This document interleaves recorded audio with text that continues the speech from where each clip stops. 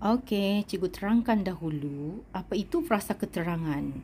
Frasa keterangan ni ialah frasa yang memberikan keterangan tentang frasa kerja, frasa adjektif dan frasa sendi nama dalam ayat. Dan frasa keterangan ini samalah juga dengan frasa adverba. Frasa keterangan memberikan keterangan tentang masa, cara, hal keadaan dan tempat tentang unsur yang hendak diterangkan. Okey, mudah sahaja sebenarnya frasa keterangan. Okey. Seterusnya, kita lihat pula apakah contoh bagi frasa keterangan. Frasa keterangan untuk menerangkan masa, tempat, keadaan atau cara suatu kata kerja itu berlaku.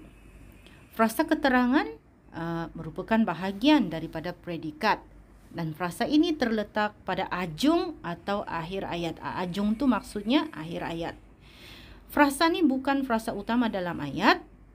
Oleh sebab itulah frasa ini boleh digugurkan. Ingat tu, frasa keterangan boleh digugurkan dalam binaan ayat. Okey. Baik, kita lihat pula jenis-jenis binaan yang boleh menjadi frasa keterangan. Okay, kita lihat ya. Frasa keterangan boleh terdiri daripada frasa nama, frasa adjektif, frasa sendi nama, frasa adverba atau frasa keterangan. Jadi kalau ada soalan, apakah itu frasa adverba? Frasa adverba ni ialah sama juga dengan frasa keterangan, menerangkan sesuatu dan penerangan itu boleh digugurkan dalam binaan ayat. Seterusnya kita lihat pula frasa nama sebagai frasa keterangan. Ini ialah dalam binaan ayat tu kita lihat bahawa frasa nama boleh berfungsi sebagai frasa keterangan. Contoh, mereka bertolak petang semalam. Mana frasa keterangan?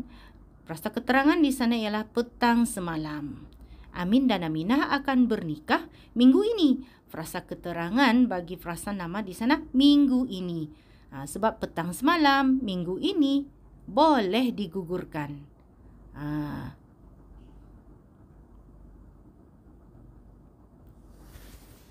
Okay, seterusnya kita lihat pula frasa sendi nama sebagai frasa keterangan. Kita kalau frasa sendi nama kita tahu mesti menggunakan kata sendi nama. Contoh, pelari itu berlari di dalam stadium. Okey. Jadi di dalam stadium itu perkataan atau frasa yang telah diwarnakan warna biru itu dianggap sebagai frasa keterangan yang mengandungi frasa sendi nama. Sebab apa? Kata sendi nama. Abang tidur sejak petang tadi.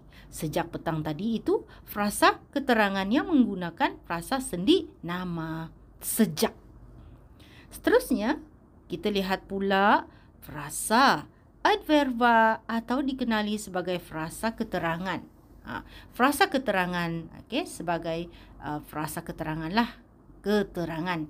Contohnya, orang tua itu kerap kali tidur siang. Yang frasa yang diwarnakan bold atau gelapkan itu ialah kerap kali merupakan frasa adverba.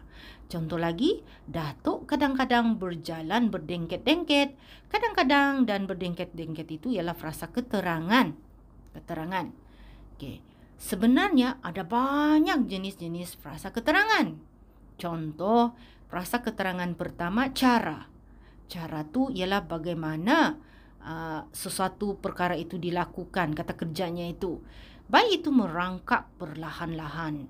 Merangkak perlahan-lahan itu ialah frasa keterangan cara. Musabab, dia berhabis-habisan kerana cinta. Okay, frasa keterangan di sana ialah apa? Berhabis-habisan. Waktu atau masa.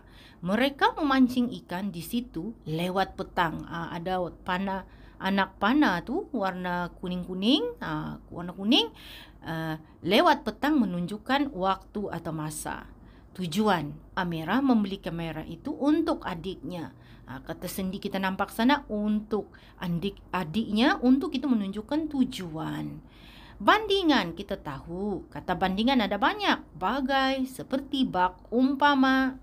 Contohnya ialah hatinya panas bagai air mendidih. Kulitnya putih bak kapas. Itu semua ialah bandingan. Merupakan frasa keterangan. Alat, frasa keterangan alat. Mereka memeriksa kertas jawapan dengan pen dakwat merah. Okey, maknanya di sini alat digunakan ialah pen dakwat merah ditandai dengan perkataan dengan ke pen dakwat merah. Kata sendi dengan hal. Asma belajar tentang cara pengurusan restoran. Tentang itu menunjukkan tentang cara pengurusan restoran. Tentang itu menunjukkan hal. Emotif. Anjing biasanya amat setia pada tuannya. Setia emotif. Penyertaan. Pelajar-pelajar itu datang dengan ibu bapa mereka. Dengan ibu bapa itu ialah penyertaan. Sebab serta. Serta dengan siapa? Ibu bapa. Kekerapan. Saya pernah berjumpa dia 2 kali. Okey, 2 kali, 3 kali, 4 kali itu kekerapan. Jarang-jarang, acap kali kekerapan. Dalam frasa keterangan. Durasi atau tempo. Dia akan tinggal di sini selama-lamanya. Orang itu bekerja sehari-hari. Selama-lamanya, sehari-hari itu merupakan durasi. Tempo menunjukkan frasa keterangan tempo. Kesungguhan. Wanita itu benar-benar menyesali perbuatannya. Kesungguhan di sana ialah benar-benar. Sebenarnya ini frasa keterangan. Kata ganda boleh digugurkan sebab frasa kan? Frasa keterangan. Saya tidak tahu langsung akan kejadian tersebut. Okey. Perhinggahan, kami diberikan tempo hingga perhinggahan. Hingga akhir bulan. Okay, kami menyaksikan persembahan itu sampai tamat. Sampai tamat, itu ialah frasa keterangan. Okay, ada banyak lagi kah? Posisi, kita melihat pula, habis sudah kan frasa jenis-jenis frasa keterangan. Kita lihat pula posisi atau kedudukan frasa keterangan dalam ayat. Sebenarnya frasa keterangan dalam ayat boleh berada selepas kata kerja. Kami menyeberangi sungai dengan perahu kecil. Dengan perahu kecil itu ialah frasa keterangan. Menyeberangi sungai itu ialah frasa kerja. Selepas frasa adjektif pula, dia cekap. Cekap itu dia cekap frasa adjektif. Dalam semua permainan padang itu menunjukkan frasa kedudukan frasa keterangan itu. Posisi frasa keterangan dalam ayat. Dalam ayat songsang, frasa keterangan boleh mengalami pendepanan. Pada petang semalam kami ke pekan. Okey, pada petang semalam itu ialah frasa keterangan berada di hadapan ayat. Ayat asal, kami ke pekan pada petang itu. Maknanya di sini frasa keterangan pada petang semalam itu boleh kita kedepankan sebab itu ialah dalam binaan ayat songsang. Pendepanan seluruh predikat.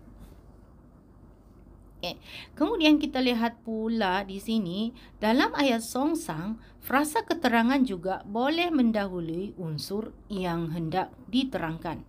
Contoh ayat, dia selalu sangat lewat. Maksudnya di sini dalam ayat songsang ni frasa keterangan boleh mendahului unsur hendak diterangkan. Contoh lain di sini, saya benar-benar sedih. Okey, contoh bagi dalam binaan ayat songsang. Frasa keterangan tu boleh mendahului unsur diterangkan. Okey, seterusnya kita lihat pula ada lagi ke posisi? Tak ada sudah. Jadi cikgu harap dengan anajam video ini iaitu tentang frasa keterangan dapat membantu pelajar untuk memahami frasa keterangan. Mudah sahaja sebenarnya belajar frasa keterangan ni. Yang penting bezakan frasa keterangan dengan penerang. Frasa keterangan boleh digugurkan. Boleh digugurkan. Boleh berubah-ubah posisi dalam binaan frasa. Boleh berada dalam ayat awal ataupun tengah ayat ataupun hujung ayat. Okey, sampai di sini sahaja pertemuan kita untuk video kali ini. Terima kasih. Sekian sahaja dari Cikgu Shima.